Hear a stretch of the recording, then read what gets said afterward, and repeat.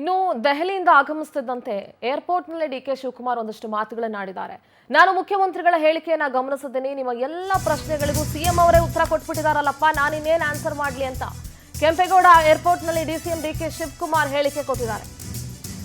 ನಿಮ್ಮ ಎಲ್ಲ ಪ್ರಶ್ನೆಗಳಿಗೆ ಸಿಎಂ ಅವರೇ ಉತ್ತರಿಸಿದ್ದಾರೆ. ಆ ವಿಚಾರಕ್ಕೆ ನಾನು ಪದೇ ಪದೇ ಮಾತನಾಡಲ್ಲ. ನಾನು ಸಿಎಂ ಆಗಬೇಕು ಅಂತ ಬೆಂಬಲಿಗರಿಗೆ ಆಸೆ ಇದೆ, ಎಲ್ರಿಗೂ ಆಸೆ ಇರುತ್ತೆ. ಸದ್ಯಕ್ಕೆ ನಾನು ಅದ್ರ ಬಗ್ಗೆ ಮಾತಾಡಲ್ಲ. ಮಾತನಾಡುವವರೇ ಎಲ್ಲ ಪ್ರಶ್ನೆಗಳಿಗೆ ಉತ್ತರಿಸಿದ್ದಾರೆ. ಬೇರೆ ವಿಚಾರಗಳ ಬಗ್ಗೆ ವರಿಷ್ಠರ ಜೊತೆ ಚರ್ಚೆ ಮಾಡಿದ್ದೀನಿ. ಪಕ್ಷಕ್ಕಾಗಿ ದುಡಿದ ಕಾರ್ಯಕರ್ತರಿಗೆ ಸ್ಥಾನ ನೀಡಬೇಕು. ಈಗಾಗಲೇ ಶಾಸಕರ ಅಭಿಪ್ರಾಯವನ್ನ ಸಂಗ್ರಹಿಸಿದ್ದಾರೆ ಅಂತ ಕೆಂಪೇಗೌಡ ಏರ್ಪೋರ್ಟ್ನಲ್ಲಿ ಡಿಸಿಎಂ ಡಿಕೆ ಶಿವಕುಮಾರ್ ಮಾತನಾಡಿದ್ದಾರೆ. ನಾನೊಬ್ಬ ಪಕ್ಷದ ಅಧ್ಯಕ್ಷರಿದ್ದೀನಿ. ಪಾರ್ಟಿಯವರು ಏನ್ ಹೇಳಿದಾರೋ ಅನ್ನೋದನ್ನ ಈಗಾಗಲೇ ಮುಖ್ಯಮಂತ್ರಿಗಳೇ ಉಲ್ಲೇಖ ಮಾಡಿದ್ದಾರೆ. ನಾನು ಟಿವಿ ನೋಡಿದೆ, ನನಗೆ ಸ್ವಲ್ಪ ಬಿಸಿ ಇದೆ. ಈ ಲಿಸ್ಟ್ ಎಲ್ಲ ಸುಮಾರು ಒಂದು 7,000 ಅರ್ಜಿ ಇತ್ತು.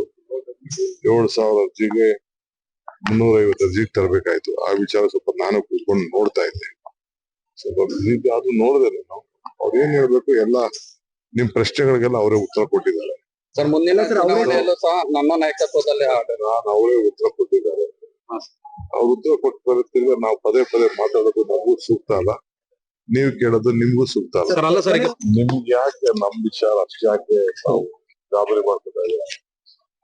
ಗಾಬರಿ ನಮ್ಗೆ ಇಲ್ಲ. ಗಾಬರಿ ನಿಮ್ ಕೆಲವು ನಿಮ್ಮದು ಎಷ್ಟೋ ಜನ ನಿಮ್ಗೂ ಏನೋ ಆಸೆ ಇರ್ತದೆ.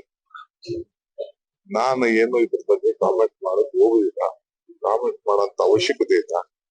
ಮಾತಾಡೋರ ಹತ್ರನೇ ಎಲ್ಲರೂ ಯಾರು ಏನ್ ಮಾತಾಡಿದಾರೆ ಅವರೇ ಉತ್ತರ ಕೊಡ್ತಾ ಇದಾರೆ, ಅವರೇ ಪ್ರಶ್ನೆ ಕೊಡ್ತಾ ಇದಾರೆ. ನೀವು ಪ್ರಶ್ನೆ ಪೊಲಿಟಿಕಲ್ ಕರೆಸ್ಪಾಂಡೆಂಟ್ ದೀಪಾ ನೇರ ಸಂಪರ್ಕದಲ್ಲಿ ಜಾಯ್ನ್ ಆಗ್ತಾ ಇದ್ದಾರೆ. ದೀಪಾ, ಬಹಳಷ್ಟು ಪ್ರಶ್ನೆಗಳಿದಾವೆ. ಒಂದು ಬಹಳ ಸ್ಪಷ್ಟವಾಗಿದೆ, ಕಾಂಗ್ರೆಸ್ ಮನೆಯಲ್ಲಿ ಎಲ್ಲವೂ ಸರಿ ಇಲ್ಲ ಅನ್ನುವಂಥದ್ದು. ಇನ್ನು ಸಿಎಂ ಡಿಸಿಎಂ ದೆಹಲಿಗೆ ಹೋಗಿದ್ರು.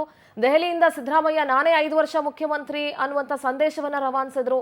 ವಾಪಸ್ ಬಂದ ಮೇಲೆ ಡಿಕೆ ಶಿವಕುಮಾರ್ ಮೌನಕ್ಕೆ ಶರಣಾಗಿದ್ದಾರೆ. ಈ ಮೌನ ಬಹಳಷ್ಟು ಕುತೂಹಲ ಮೂಡಿಸ್ತಾ ಇದೆ. ಅಟ್ ದ ಸೇಮ್ ಟೈಮ್ ಬಹಳ ಮಾರ್ಮಿಕವಾಗಿ ಮಾತುಗಳನ್ನಾಡಿದ್ದಾರೆ. ದೀಪಾ, ಏನ್ ಹೇಳ್ತೀರಿ?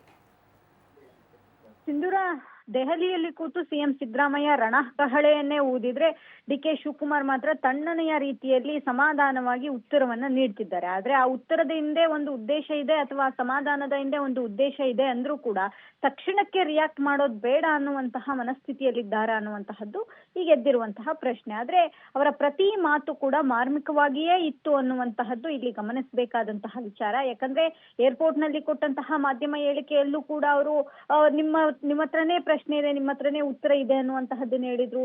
ಕೆಪಿಸಿಸಿ ಕಚೇರಿಯಲ್ಲಿ ಮಾಧ್ಯಮ ಹೇಳಿಕೆ ನೀಡುವಾಗ್ಲೂ ಕೂಡ ಪಕ್ಷ ಇದ್ರೇನೆ ನಾನು ಅನ್ನುವಂತಹ ನಿಟ್ಟಿನಲ್ಲಿ ಮಾತನಾಡಿದ್ರು. ವೇದಿಕೆ ಮೇಲೆ ಮಾತನಾಡುವಂತಹ ಸಮಯದಲ್ಲೂ ಕೂಡ ಪ್ರಯತ್ನ ಅಂದ್ರೆ ಫಲ ನನಗೆ ಕೊಡುತ್ತೆ ಅನ್ನುವಂತಹ ಭರವಸೆಯಲ್ಲಿ ಮಾತನಾಡಿದ್ದು. ಎಲ್ಲವೂ ಕೂಡ ಸಮಾಧಾನ ಚಿತ್ತದಿಂದಲೇ ಮಾತನಾಡಿದಂತಹ ಆದ್ರೂ ಕೂಡ ಅವರ ತಲೆಯಲ್ಲಿ ಏನೋ ಓಡ್ತಿದೆ, ಅಥವಾ ಅದರ ಹಿಂದೆ ಏನೋ ಆಗ್ತಾ ಇದೆ ಅನ್ನುವಂತಹದ್ದಂತೂ ಸತ್ಯ. ಆದ್ರೆ ಅವರ ಈ ಒಂದು ತಾಳ್ಮೆ ಅಥವಾ ಆ ಸಮಾಧಾನ, ಭರವಸೆಯ ದಿನ ಎಲ್ಲವೂ ಕೂಡ ನೋಡ್ತಾ ಹೋದ್ರೆ ಡಿ ಕೆ ಶಿವಕುಮಾರ್ ಅವರಿಗೆ ಮನಸ್ಸಲ್ಲಿ ಒಂದು ಕಾಡ್ತಾ ಇರುವಂತಹದ್ದು, ಅಥವಾ ಇದ್ದಕ್ಕಿದ್ದಂತೆಯೇ ಏನು ಸಿಎಂ ಸಿದ್ದರಾಮಯ್ಯ ಹೇಳಿಕೆಯನ್ನ ನೀಡಿದ್ರು ಅದಕ್ಕೆ ಯಾವ ರೀತಿಯಾಗಿ ಉತ್ತರಿಸಬೇಕು ಅನ್ನುವಂತಹದ್ದು ಗೊತ್ತಾಗ್ತಾ ಇಲ್ಲ ಅನ್ನುವಂತಹದ್ದು ಒಂದು ಕಡೆ. ಮತ್ತೊಂದು ಕಡೆ ಅವರ ಆ ಒಂದು ಉತ್ತರ ಅಥವಾ ಆ ಒಂದು ಹೇಳಿಕೆ ಎಲ್ಲವೂ ಕೂಡ ಅವರಿಗೆ ಯಾವ ರೀತಿ ರಿಯಾಕ್ಟ್ ಮಾಡ್ಬೇಕು ಅನ್ನುವಂತಹದ್ದು ಗೊತ್ತಾಗ್ತಾ ಇಲ್ಲ ಅನ್ನುವಂಥದ್ದನ್ನು ತೋರಿಸ್ಕೊಡ್ತಿರೋದಂತೂ ಸ್ಪಷ್ಟ. ಸಿಂಧೂರ, ಓಕೆ, ಥ್ಯಾಂಕ್ ಯು ದೀಪಾ ನಿಮ್ಮೆಲ್ಲ ಡೀಟೇಲ್ಸ್ಗಾಗಿ.